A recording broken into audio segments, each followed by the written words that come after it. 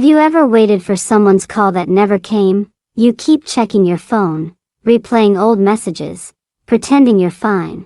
But deep down, you know something has ended. This story isn't just about losing someone, that it's about the silence that follows, and how it slowly teaches you to find yourself again. Today, in the quiet streets of Copenhagen, we'll walk beside a woman who learns that sometimes, love doesn't leave. We do. The silence after the last call. Have you ever noticed how silence can be louder than words? That's what she felt that evening in Copenhagen. The phone stopped ringing. The messages stopped coming. At first, she told herself he was just busy, maybe working late, maybe tired, maybe still thinking of her. But days passed, and the silence grew heavier. It wasn't just quiet, it was empty. She sat by the window, watching the gray clouds roll over the rooftops. In Denmark, winter can be beautiful, but also brutally lonely. The light fades fast, and sometimes, your own thoughts become your only company. Her friends told her, maybe he needs space. Her heart whispered, maybe he's gone. She didn't cry, not at first, she just waited, because waiting felt safer than accepting. When you wait, there's still hope. When you accept, there's only truth. At night, she played the old voice messages he once sent, just to remember his tone, his laugh, the way he said her name softly like a secret. But even those recordings started to sound like someone else, a stranger she used to know. And that's the strange thing about silence. It doesn't start when the talking stops. It starts when the connection breaks, the invisible thread between two people that once made every sound feel warm. She didn't know it yet, but this silence, this unbearable quiet, would become her teacher. It would teach her that love isn't just about someone calling you. It's about learning to call yourself back when you get lost. Some people say heartbreak is the end, but in truth, it's just the first chapter, the part where you finally meet yourself. The routine that still waits for him. Every morning, the city of Copenhagen wakes up quietly. The smell of bread drifts from the bakery across the street, and bicycles hum softly on the cobblestone roads. She still wakes at 7 a.m., just like before. Her hands move automatically. Kettle on. 2 cups on the counter. One for her, one for him. It's funny how routines remember people long after they've gone. The small habits, the shared jokes, the way someone folds a napkin, they stay, like gentle ghosts haunting your mornings. She stares at the second cup, still empty, still waiting. It feels like time has frozen, holding on to what no longer exists. Sometimes she laughs at herself. Why am I still doing this? She whispers, but deep inside, she knows that it's not about the coffee. It's about hope, the quiet, stubborn hope that maybe, one day, the door will open again. Psychologists say our brains cling to habits because they make us feel safe. They give shape to the chaos of change. Her morning ritual wasn't about him anymore. It was her way to survive the emptiness, because losing someone doesn't hurt just once. It hurts every time you remember them in something small. The cup on the table, the scent of his favorite soap, the playlist he made, they are all tiny time machines. They take her back to before. Before silence, before goodbyes. But what she doesn't know yet is that keeping the second cup there, even empty, is not weakness. It's love trying to breathe. It's her heart refusing to forget too quickly. Sometimes, healing begins quietly, not by moving on, but by learning to sit with what remains. When love turns into memory. There's a strange moment when love stops being something you live, and becomes something you remember. For her, it happened on an ordinary Tuesday. She was walking home from work when a song came on. Their song, the same melody they used to dance to in the kitchen, with socks sliding on the wooden floor. But this time, it didn't make her smile. It made her stop, because suddenly, she realized. The warmth was gone, the song was still the same. But she was not. She could picture his laugh, his messy hair, the way he would tease her for burning toast. But she couldn't feel the spark anymore. It was like watching an old movie. One you've seen too many times, you still know every line. But it no longer moves you. That's what love becomes sometimes. A memory wearing the scent of something real. It lingers, not because we choose it to, but because the heart doesn't have a delete button. Neuroscientists say that when we fall in love, our brains build neural pathways, real physical connections. When love ends, the pathways don't disappear right away, they fade slowly, like footsteps in the snow. She started to wonder, if love can turn into memory, can memory turn into strength? Maybe the purpose of love isn't to last forever, but to teach us who we were when we loved deeply. That night, she wrote in her journal, "He's no longer here, but I'm still capable of feeling something beautiful."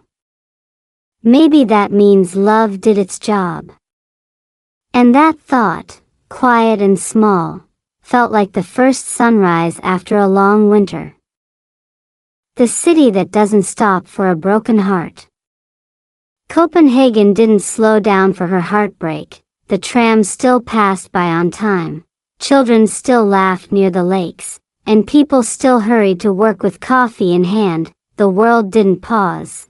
Only she did. She used to walk those same streets with him. Now, she walks alone, counting her steps like they might lead her back to who she was before the silence. The city is kind but indifferent, full of life that doesn't need her to be okay. At first, that made her angry. How could everything continue as if her world hadn't just fallen apart?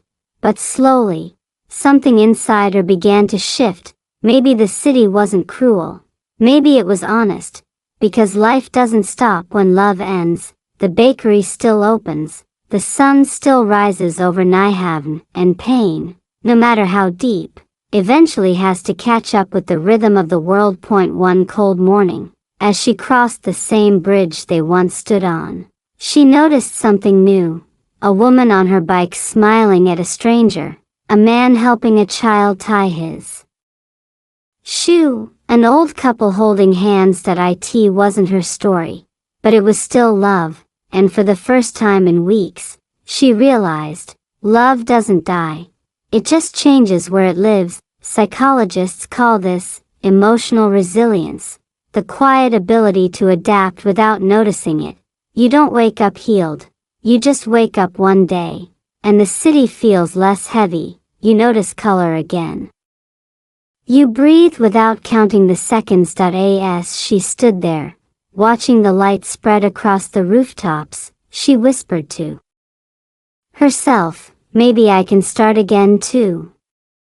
And for the first time, the city didn't feel so big, or so lonely. The mirror and the stranger. One quiet evening, she stood in front of her bathroom mirror, the same mirror where she used to fix her hair before their dates. But this time, she didn't see the same person. Her eyes looked tired, her smile hesitant, like a reflection that had forgotten how to be her. She stared for a long time, and then, she whispered, "Who am I when no one's looking for me?" That question hit harder than any heartbreak, because it wasn't just about him anymore. It was about how much of herself she had given away trying to be loved. Somewhere along the way, she stopped listening to her own voice, the one that once dreamed, laughed, and believed she was enough. Psychologists say that after a breakup, people often experience a temporary identity loss. You forget what you like, what makes you happy, what belongs to you. It's not just losing a person, it's losing the version of yourself that existed with them. So she started small. She took a walk without checking her phone. She bought tulips, her favorite flowers, not his. She played the songs she loved before they met, and slowly, she began to recognize the woman in the mirror again. Healing doesn't arrive like fireworks. It's quiet, like the sound of your own breath after crying. It's the small, invisible act of choosing yourself over and over again, until it feels natural again. That night, she looked into the mirror one more time. Her face hadn't changed, but something in her eyes had, a spark, faint but alive, and she smiled, not for him, for herself, because maybe the real love story begins when you stop looking for someone else, and start remembering who you are. The little things that heal. Healing rarely looks like what people imagine. That it's not grand, it's not loud, and it doesn't come with applause. That it happens in small, almost invisible ways, like a quiet sunrise after too many nights awake. For her, it began with a cup of tea. The warmth against her hands felt gentle, almost human. Then came the sound of birds outside her window, faint, but alive.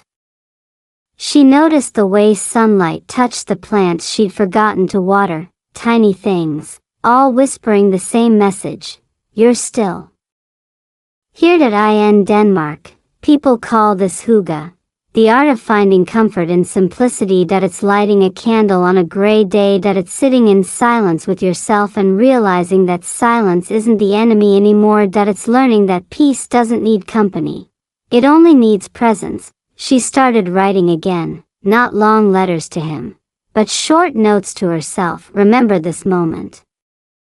Breathe. Smile, even if it's small. Scientists say that when we express gratitude for small things, our brain releases serotonin, the same chemical that lifts our mood naturally. So every night, before bed, she whispered 3 things she was thankful for. Sometimes it was simple. The tea was good. The sky was clear. I didn't cry today. And slowly, something inside her began to repair itself. The pain didn't disappear. It softened, like waves smoothing rough stones, day after day. One morning, as she stepped outside, the air was crisp, and she realized something. The world hadn't changed, but her way of seeing it had. The little things weren't little anymore. They were the pieces that built her back together. When she learned to walk alone. It happened one Saturday morning. She woke up, looked outside, and for the first time in months, she didn't check her phone. No message. No call, and strangely, no pain, just quiet acceptance. She put on her coat and stepped out. Copenhagen was glowing softly under a pale sun. Couples walked hand in hand. Friends laughed over coffee. Children ran across the park. She walked among them, alone. But not lonely. There's a big difference between those two. Loneliness is waiting for someone to fill your silence. Being alone is realizing you can fill it yourself. She stopped at the same cafe where they once sat together. The waiter recognized her and smiled. Alone today? He asked kindly. She smiled back, yes. But I'm okay with that. It was a simple moment. A cup of coffee, a quiet corner, a soft breeze.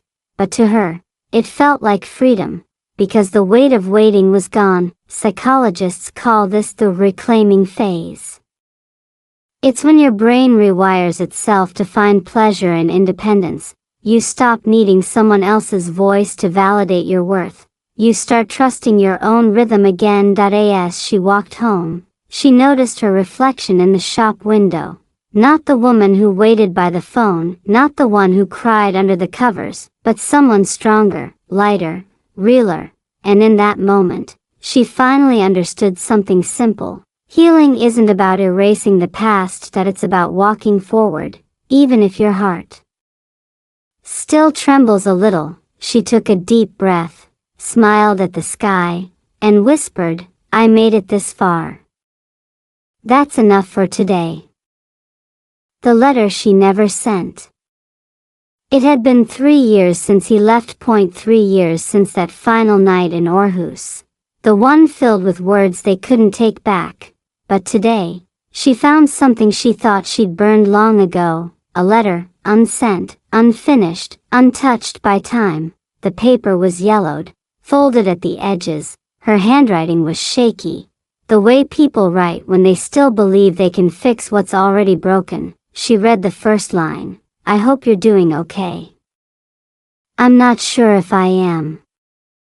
For a moment, everything came rushing back. The laughter, the silence, the promise that forever would never end. She felt her chest tighten. But then, she smiled, because this time, she wasn't that woman anymore. She didn't cry, she didn't wish for a second chance. Instead, she picked up a pen and finished the letter, not for him, but for herself. "Thank you for leaving when you did, because I wouldn't have learned to stand alone, that I wouldn't have learned that peace comes after acceptance, not after answers." She folded the letter again, slipped it into the envelope, and instead of mailing it, she walked to the pier. The waves whispered against the wood as she let the wind take it. One last goodbye, to a version of herself she had finally outgrown, and as the paper disappeared into the sea, she realized, closure doesn't come when someone says sorry, that it comes when you stop needing them to. She stood there for a long while, watching the horizon, feeling lighter than she had in years, because sometimes, the words you never send are the ones that truly set you free. The bench by the lake. Every evening, just before sunset, he sat on the same wooden bench by Cern Lake in Copenhagen. That it was their spot, the place where they once planned a life together. Now, only the wind and the soft ripples of the water kept him company. That he didn't come to remember her anymore, that he came to remember himself. That it first, sitting there, felt like punishment. Every reflection on the water reminded him of what he'd lost, but as the days passed, something shifted. That he began noticing things he'd never seen before. The laughter of children feeding ducks, the sound of bicycles passing behind him, the golden light dancing on the surface of the lake. That it was strange. Life was still happening, even without her. One afternoon, an old man sat beside him. They didn't talk much, they just watched the sunset in silence, until the old man said softly, "You don't heal by forgetting. You heal by learning to see beauty again." Those words stayed with him. Every evening after that, he came not to dwell, but to breathe, to remind himself that even broken hearts still beat, and even endings can become beginnings. Weeks turned into months, and one day, as he sat there, he realized something. He was smiling, not because the pain was gone, but because he had learned to live with it, gently. The bench by the lake wasn't just a memory anymore. That it had become a mirror, showing him who he was before love, and who he could be after. He stood up, looked at the calm water, and whispered, "Thank you for leaving. You helped me find peace." Then he walked away, not from love, but toward a quieter kind of strength. The cafe window where she waited. Every morning, before work, she stopped by a little cafe on Nørrebrogade. That it was a quiet place. Wooden chairs, a soft playlist, the smell of cinnamon and fresh bread. But that wasn't why she came. She came because of the window seat, the same one where she once waited for him. That he used to arrive late, always with that same smile, the kind that made her forget the hours she spent watching the street. Now, the seat across from her was always empty. At first, she tried to fill the silence with noise, scrolling through her phone, pretending to be busy as if distraction could erase longing. But one morning, something changed. The waitress, a young girl with freckles, brought her coffee and said, "You always look like you're waiting for someone." She laughed softly. "Not anymore," she said, and for the first time, she realized. It was true, she wasn't waiting for him, she was waiting for herself. The version of her that used to dream, smile, and believe again. So she began writing in a small notebook every morning.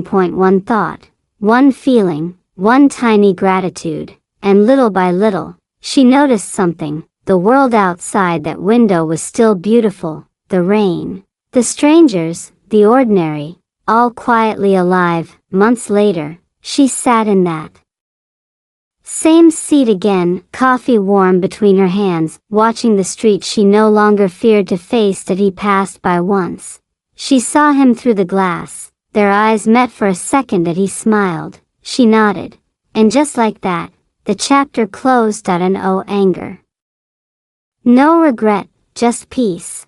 The kind that comes when you stop chasing what left and start embracing what stayed. Question for you. What if the person you've been waiting for was always you?